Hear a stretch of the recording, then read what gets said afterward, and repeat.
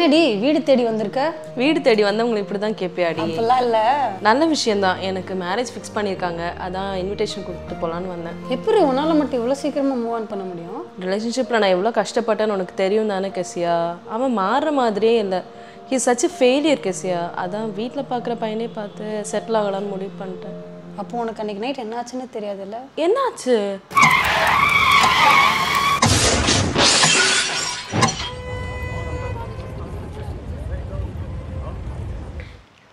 நான் பேபி காலையில் வர சொல்லியிருக்கிற?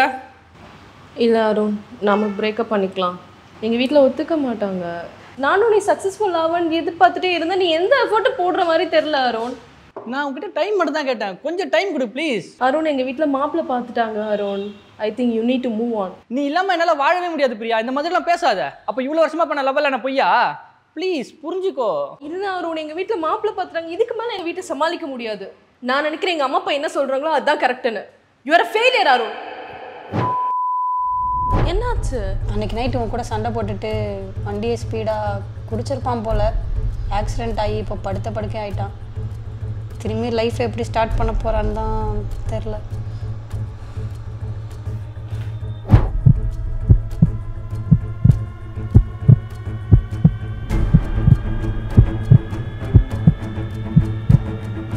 You are a failure Arun.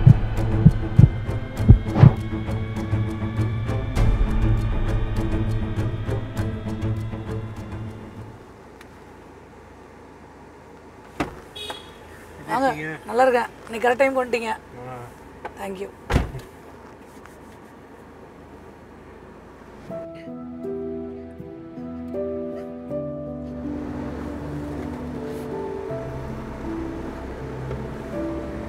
Okay தான்.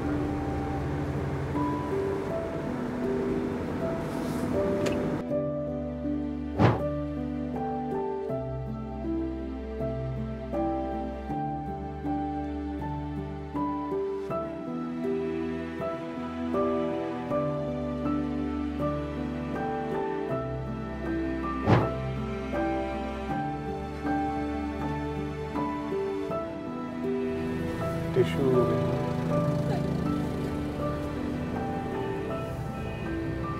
ஆக்சுவலாக பர்சனலாக எதுவும் டிஸ்கஸ் பண்ண மாட்டேன். பட் ஒரு 3-4 நாளாக ரொம்ப சேடாக இருக்கிறீங்களே, வருத்தமாக இருக்கீங்களே, அதான் அப்படி என்னாச்சு? நீங்கள் ஏதாவது ஷேர் பண்ணிங்கன்னா உங்களுக்கு பெட்டராக இருக்கும். ஒன்றும் இல்லை ப்ரோ, ஜஸ்ட் நார்மல் இஷ்யூ தான். இல்லை, நானும் உங்கள் ஆஃபீஸில் தான் ஒர்க் பண்ணுறேன். ஒரு ஃப்ரெண்டாக நினச்சி நீங்கள் ஷேர் பண்ணலாம். ஏதாவது சொன்னீங்கன்னா நல்லா பெட்டராக ஃபீல் பண்ணுவீங்க.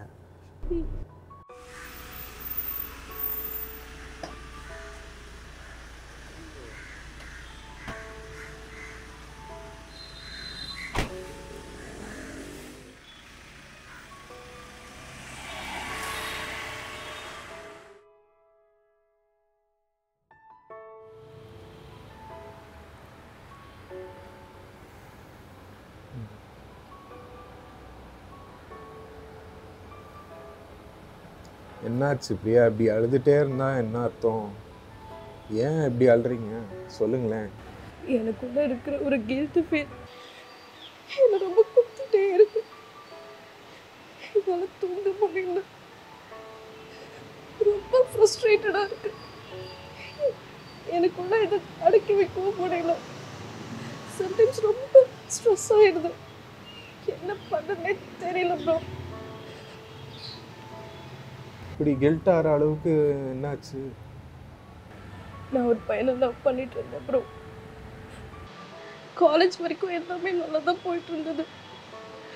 பட் லைஃப்னு வரும்போது நான் நினச்ச மாதிரி இல்லை. கமிட்மெண்ட்ஸ், ஃபேமிலி ப்ரெஷர்னு வந்தப்போ நான் அவன்கிட்ட எல்லாமே சொல்லி பார்த்தேன். பட் அவன் சீரியஸாகவே எடுத்துக்கல. அவன் அதுக்காக எந்த ட்ரை கூட பண்ணல ப்ரோ. அவன் ஒரு ஃபெயிலியர். ஒரு கட்டத்தில் ஃபேமிலி என்ன சொல்கிறாங்களோ அதை கேட்க வேண்டியதாயிடுச்சு. புரியுது. ஆனால் நீங்கள் கில்ட்டியாக ஃபீல் பண்ணணும் இதுக்கு. நான் தானே லவ் பண்ணிட்டு வேணான்னு சொன்னேன். அதான் எனக்கு ரொம்ப கில்ட்டியாக இருக்கு. இந்த ப்ராப்ளம் போயிட்டு இருக்கும்போது அவன் குடிச்சிட்டு வண்டி ஓட்டிட்டு போனான். அப்போ ஆக்சிடென்ட் ஆயிடுச்சு. இப்போ அவன் படுத்த படுக்கையா இருக்கு. அப்புறம் இது எல்லாமே என்னால தானே நடந்ததுங்கிற கில்ட்டே என்ன ரொம்ப துரத்துது. என்ன பண்றது எனக்கு தெரியல. நீங்களே சொல்லுங்க, நான் இப்போ என்ன பண்ணணும்? இந்த மாதிரி சுச்சுவேஷனில் தான் நிறைய பேர் இருக்காங்க. கஷ்டம். கான்சிக்வன்ஸ் நடக்கிறத பார்க்கும்போது. ஆனால் பார்த்தீங்கன்னா நீங்கள் எல்லாம் கரெக்டாக தான் பண்ணியிருக்கிறீங்களே. You have done your best உங்கள் வாழ்க்கையில். நீங்கள் அந்த பையனுக்கு டைம் கொடுத்து அந்த you have done your best இந்த ரிலேஷன்ஷிப். நீங்கள் முடிஞ்சதை செஞ்சுருக்கிறீங்க. எவ்வளோ எதிர்பார்த்துருக்குறீங்க. அந்த ரிலேஷன்ஷிப்லேயும் நீங்கள் நினச்சது கிடைக்கலையே. அதே நேரத்தில் பேரண்ட்ஸ் சொன்னதை கடைசியில் கீழ்ப்படிஞ்சு நீங்கள் உங்கள் வாழ்க்கைக்கு தேவையானதை நீங்கள் பார்த்துருக்குறீங்க. உங்கள் வாழ்க்கையை எப்படி பெஸ்ட்டாக நடத்த முடியும்னு நீங்கள் பார்த்துருக்கீங்க. அந்த ரிலேஷன்ஷிப்பில் நீங்கள் நினச்சது உங்களுக்கு கிடைக்கல. So you have found out a way. நீங்கள் வாழ்கிறதுக்கான ஒரு வழியை தேடி வாழ்ந்துருக்கிறீங்க. ஆனால் இந்த மாதிரி நம்ம எவ்வளோ முயற்சி போட்டாலும் ஓட்ட முயற்சிக்கு கிடைக்காத ஒரு சூழ்நிலை இருக்கலாம். தவறாக போகலாம், மற்றவங்க ஹர்ட் ஆகலாம், நம்ம எடுக்கிற டெசிஷன்ஸ்னால அஃபெக்ட் ஆகலாம். பட் எவ்வளோ தான் நம்ம சுமந்துட்டுருக்கிறது, உலகத்தை நம்ம சுமக்க முடியாது. நமக்கு தெரிஞ்ச நல்ல முடிவை தான் எடுத்து நம்ம முன்னாடி போக முடியும். நிறைய பேர் இந்த மாதிரி முடிவெடுக்கிற ஒரு பாரப்பட்ட சூழ்நிலையில் இருக்கிறாங்க. ஃபேமிலியில் ஒரு அப்பா அம்மா எவ்வளோ டிசிஷன்ஸ் எடுக்கணும், அது சில நேரம் நடக்கும், சில நேரம் நடக்காது. ஒரு டாக்டர் டெய்லி ஆப்ரேஷனில் எவ்வளோ முடிவுகளை எடுக்கணும். முக்கால்வாசி நல்லா ஒர்க் அவுட் ஆகும், பட் 1 or 2 மிஸ் அவுட் ஆகும். ஒரு கேப்டன் கிரிக்கெட் டீமில் முக்கியமான டிசிஷன்ஸ் எடுத்து அவன் டீமை சுமக்கணும். எல்லாமே ஜெயிக்க லீட் பண்ணணும்னு சொல்ல முடியாது. நமக்கு வாழ்க்கையில் நமக்கு முன்னாடி இருக்கிற காரியங்களை வச்சு நம்ம பெஸ்ட்டாக தான் டிசிஷன்ஸ் எடுக்க முடியும். சிலது ஒர்க் அவுட் ஆகாது, சிலது இந்த மாதிரி மோசமாக கூட முடியல. ஆனால் நம்ம எல்லாத்தையும் கண்ட்ரோல் பண்ணலையே. அவன் வாழ்க்கையை நம்ம கண்ட்ரோலில் இல்லையே. அப்படி கண்ட்ரோல் பண்ணோன்னா பரவாயில்ல, நம்ம கடவுள் கிடையாது, நம்மளும் மனுஷர் தான். ஸோ நம்ம பெஸ்ட்டாக எல்லோரும் செய்கிறதுக்கு முயற்சி பண்ணணும். ஆனால் கடைசியில் நமக்கு இந்த மாதிரி ஒரு கில்ட் ஃபீலிங்ஸ் மனசில் வருது. நம்மளால தான் அந்த பையன் வாழ்க்கை கெட்டு போயிடுச்சு, நம்ம தான் அப்படி செஞ்சிட்டோமா அப்படின்லாம் கில்ட் நமக்குள்ளே அப்படி இறங்கி வருது. என்ன செய்கிறது? அதுக்காக தான் நமக்கு ஆண்டவர்னு ஒருத்தர் இருக்கிறார். அவர் இதுக்காக தான் உன்னை நான் ரட்சித்து காக்கிறதுக்கு தான் வரேன்ட்டு யோவான் 3:17 சொல்லப்பட்டிருக்கு. வேதத்தில் ஒரு நல்ல வசனம் இருக்குது. அவர் நம்மை ஆக்கினைக்குள்ளாக தீர்ப்புக்கு கொண்டு வராமல் அதுக்கு பதிலாக ரட்சிக்கிறதற்கு, உலகத்துக்கு ரட்சிக்கிறதற்காக அனுப்பப்பட்டேன் என்று வந்திருக்கிறார். நம்ம ஹார்ட் நம்மளை உறுத்தம். உன்னால தான் நடந்துருச்சு, உன்னால தான் அந்த மிஸ்டேக்ஸ், பாரு என்ன அந்த பையன் வாழ்க்கையில் நடந்துருச்சு அப்படின்னு. ஆனால் ஆண்டவர் அதிலிருந்து நம்மளை காப்பாற்ற வர்றார். அவர் நம்மளை கண்டிக்கிறது இல்லை, அன்பு காட்டுறார். அன்பு காட்டி நம்ம இருதயத்தை ரட்சிக்கிறார். நானும் அந்த மாதிரி நிறைய நேரம் உணர்ந்துருக்கிறேன்.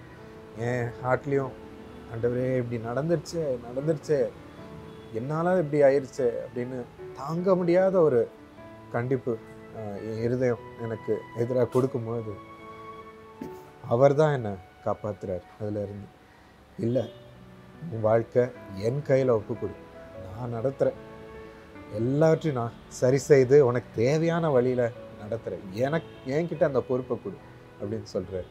அவர்கிட்ட தான் நான் எக்ஸ்பீரியன்ஸ் பண்ணியிருக்கேன். இந்த மாதிரி ஒவ்வொரு தடையும் ஒரு கில்ட் என்ன, ஐயோ இப்படி நான் செஞ்சுட்டேன், அதனால் இப்படி பாழாக போதே, இன்னொருத்தர் வாழ்க்கை பாதிக்கப்படுதே, இல்லை இப்படி மிஸ்டேக்ஸ் பண்ணிட்டேனே என்று நான் உள்ளே உட்காந்து ஏங்கி அழும்போது அவர் வருவார். கவலைப்படாதப்பா, நான் உன்னை கண்டிக்க வரல. உலகம் உன்னை கண்டிக்கலாம், உன் மனசு உன்னை கண்டிக்கலாம், ஆனால் நான் உன்னை அப்படி செய்ய மாட்டேன். உன் வாழ்க்கையில் தண்டனை நீ அனுபவிக்கும்படி விடமாட்டேன். நான் தண்டனையெல்லாம் அனுபவிச்சிருக்கிறேன் உனக்காக. சிலுவையில் அவர் மரிச்சிருக்கிறாரு. அந்த சிலுவையில் அந்த பாடுகளெல்லாம் அவர் மேலே ஏற்றிருக்கிறாரு. நமக்கு அதுக்கு பதிலாக சமாதானம் கொடுக்குறாருன்னு வேதத்தில் போட்டு. இந்த மாதிரி யாராவது பண்ணுவாங்களா? நம்ம சமாதானத்தை உண்டு பண்ணி தரார், அதை நான் அனுபவிச்சிருக்கேன். அதுக்கு பதிலாக ஆண்டவர் ரட்சிப்பு தராருன்னு இந்த வசனம் சொல்லு. ஸோ நீங்களும் அந்த சமாதானத்தையும் அந்த ரட்சிப்பையும் உங்கள் வாழ்க்கையில் நீங்கள் அனுபவிக்கலாம். ஏசாமிய இருதயத்தில் நீங்கள் கூடும்போது வாழ்க்கையோட கண்ட்ரோல் அவர் கையில் கொடுத்துரும். பாரத்தெல்லாம் நம்ம சுமக்கிறது இல்லை. அதுதான் பெஸ்ட். ஆண்டவர் அந்த பொறுப்பு எடுக்கிறார். எல்லாத்தையும் பார்த்துப்பார், நம்மளையும் பார்த்துப்பார், அந்த பையனையும் பார்த்துப்பார். ஸோ கொடுத்துப்பார். ஒரு பெரிய சேஞ்ச், நீங்கள் ஒரு பெரிய ஃப்ரீடம் நீங்கள் அனுபவிப்பீங்க, ஒரு பெரிய சமாதானம். இப்போ ஒரு ஜெபம் பண்ணலாமா? ஆண்டவரே, பிரியா படுற இந்த மன கில்ட் பாரங்கள் எல்லாம் நீர் பார்க்கிறீர் அப்பா. எங்களால் தான் சில காரியங்கள் நடக்குதுன்னு வரி பண்ணிகிட்டு இருக்கலாம் சுவாமி. அப்படி தான் தோணலாம், அப்படி தான் எங்கள் மனசு உறுத்தலாம். எங்களுக்கு சமாதானமே இல்லாதபடி நான் தான் இந்த மிஸ்டேக்கு ரெஸ்பான்சிபிள் என்றே இருதயத்தில் அடிக்கிற ஒவ்வொரு எண்ணத்தையும் அந்த எண்ணங்கள்லேருந்து எங்களை காப்பாற்றும் அப்பா. இப்போ பிரியாவுக்கு உதவி செய் ஆண்டவரே. அவள் வாழ்க்கையை நீர் சுமந்து கொள்ள வாரும் சுவாமி. வாழ்க்கையில் எல்லாவற்றையும் சரி செய்ய வாரும். இந்த கில்ட்லேருந்து மீட்டுக்கொள்ள வாரும் சுவாமி. ஆண்டவரே, இந்த கண்டிப்பிலிருந்து மீட்டுக்கொள்ள வாரும். வாழ்க்கையில் ஆண்டவரே ஒரு ரட்சிப்பை தார், ஒரு சமாதானத்தை தார், ஒரு விடுதலையை தார், ஒரு புது ஆரம்பத்தை உமக்குள்ளாக தாரும் சுவாமி. எல்லாவற்றையும் நான் பார்த்து கொள்கிறேன் என்ற ஒரு சமாதானத்தை தாரும் அப்பா. பிரியா வாழ்க்கையை பொறுப்பெடுத்து, அந்த பையன் வாழ்க்கையும் பொறுப்பெடுத்து தயவாக 2 பேரையும் ஆண்டவரே உம்முடைய தீர்மானப்படி நடத்தும் ரெஸ்பான்சிபிலிட்டி எடுத்துக்கொள்ள சுவாமி. பிரியா வாழ்க்கையை ஆசீர்வதித்து ஒரு நல்ல வாழ்க்கையை அமைத்து தார். கவலை இல்லாத வாழ்க்கை, சந்தோஷமான வாழ்க்கை உம்மோடு வாழ கிருபை தார். இயேசுவின் நாமத்தில் ஆமென். இனி ஒரு பெரிய சந்தோஷம், சமாதானம் உணர்வுன்னு எனக்கு அந்த நம்பிக்கை இருக்கு. கவலைப்படாது. ஆண்டவர் கூட ஒரு நாள் சரியா